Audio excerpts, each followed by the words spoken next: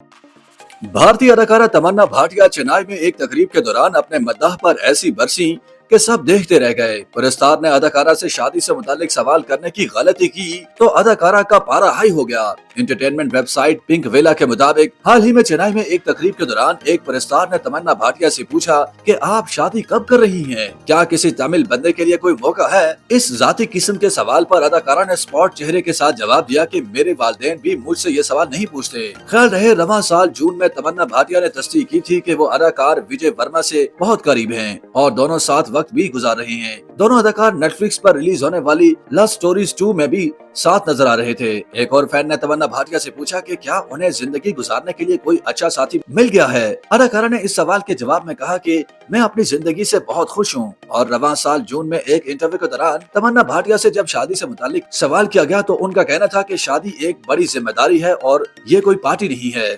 मजीद कहा था कि ऐसा नहीं हो सकता कि सब शादी कर रहे हैं तो वो भी कर लें। अदाकारा के मुताबिक शादी दो इंसानों का एक दूसरे से साथ निभाने का नाम है जिसमें जिम्मेदारी, एहसास, मोहब्बत के जज्बात शामिल होते हैं। इसको एक पार्टी या सकाफती रवायत की तरह नहीं निभाया जा सकता। इसलिए शादी को मैं इंतहाई अहम कदम करार देती हूँ जिसके लिए सोच समझ कर काम लेना चाहिए।